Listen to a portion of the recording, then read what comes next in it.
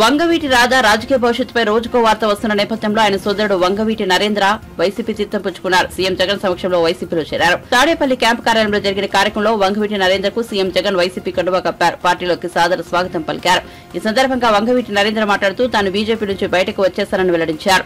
MP Mithun రెడ్డితో చర్చించిన అనంతరం వైసీపీలో చేరాలని నిర్ణయించుకున్నారని తెలిపారు. వైఎస్సార్ కుటుంబానికి తమ కుటుంబానికి మంచి సంబంధాలు ఉన్నాయని నరేంద్ర పేర్కొన్నారు.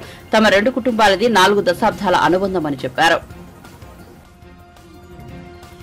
మిథున్ రెడ్డి గారితో మాట్లాడి వైఎస్ఆర్ కాంగ్రెస్ పార్టీలో జగన్మోహన్ రెడ్డి గారి సమక్షంలో చేరడం జరిగింది. రాజశేఖర రెడ్డి గారి కుటుంబానికి వంగవీటి కుటుంబానికి ఎప్పటి నుంచో చాలా మంచి అవినాభావ సంబంధం గత 4 దశాబ్దాలుగా ఉందనే విషయం అందరికీ తెలుసు. అయితే మా కుటుంబంలో ఎప్పటి నుంచో వైఎస్ఆర్ కాంగ్రెస్ పార్టీలో ఉన్నటువంటి నా తమ్ముడు రాధా కిందసారి చేసినటువంటి ఒక తప్పు, రాష్ట్ర సంక్షేమం కోసం ఏ ప్రభుత్వం అయితే పనిచేస్తుందో దాంతో ముందుకెళ్లాలనే ఉద్దేశంతోనే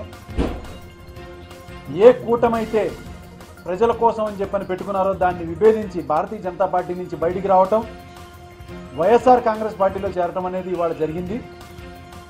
ఎందుకంటే ఈ కూటమిలో జరుగుతున్నటువంటిది ప్రజల కోసం కాదు, వాళ్ళ యొక్క స్వార్థం కోసం అనేది అది ప్రజలకి పూర్తిగా తెలియచేయాలని చెప్పనేది కూడా నా యొక్క ఆకాంక్ష.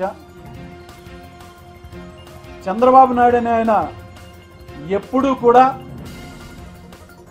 మాకు పూర్తి స్థాయి తెలుగుదేశం పార్టీ అనేది వంగవీటి కుటుంబానికి ఎప్పుడు కూడా ఒక బద్ధశత్రువు లాంటిది. ఎందుకంటే అందరికీ తెలుసు, స్వర్గీయ వంగవీటి మోహన్ రంగా గారిని నడి రోడ్డు మీద ఒక ప్రజాప్రతినిధిని ఆ రోజు సత్యాగ్రహం చేస్తుంటే అతి దారుణంగా చంపారు.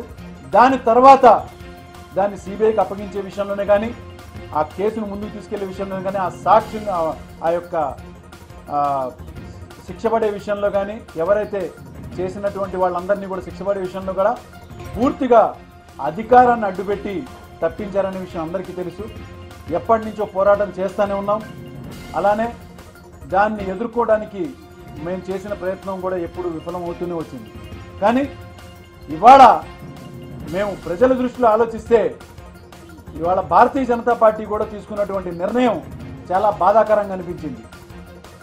ఎవరైతే ప్రజల దృష్టిలో ఆలోచిస్తారో వాళ్ళు మాత్రం తప్పనిసరిగా ఈ కూటమిని మాత్రం ఎప్పుడూ కూడా ఒప్పుకోరని చెప్పని చాలా స్పష్టంగా చెప్పచ్చు.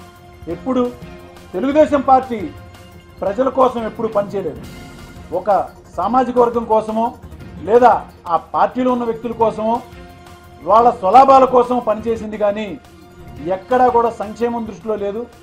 చేస్తే వాళ్ళు డెవలప్మెంట్ అనేది ఏదైనా చేస్తే వాళ్ళ స్థలాలు వాళ్ళ ఏరియాలు ఇవన్నీ కూడా ఒక రియల్ ఎస్టేట్ పరంగా పెంచుకున్నారు. కానీ ప్రజలు పేదవాళ్ల యొక్క సంక్షేమం గురించి ఏదన్నా పక్కాగా ఆలోచించి ఏదన్నా ముందుకెళ్తున్నది ఏదన్నా ప్రభుత్వం ఉంది అంటే ఆంధ్ర రాష్ట్రంలో అది కేవలం వైఎస్ఆర్ కాంగ్రెస్ పార్టీ అనేది చాలా స్పష్టంగా ప్రజలందరికీ ఈ 5 సంవత్సరాల పాలనలో జగన్మోహన్ రెడ్డి గారు చేసినటువంటి అనేక సంక్షేమ కార్యక్రమాలు ప్రతి పేదవాడికి ఇంటింటికి మధ్యలో ఎవరు లేకుండా దళారులు లేకుండా వాలంటీర్ల ద్వారా ప్రతి వృద్ధులకి రావాల్సినటువంటి పెన్షనే కానీ రేషన్కి సంబంధించిన బియ్యమే కానీ ఇంటింటికి తలుపు కొట్టి అందే విధంగా చేస్తున్నటువంటి ఆ గొప్ప కార్యక్రమాన్ని ప్రజలందరూ కూడా హర్షిస్తున్నారు. రానున్న రోజుల్లో కూడా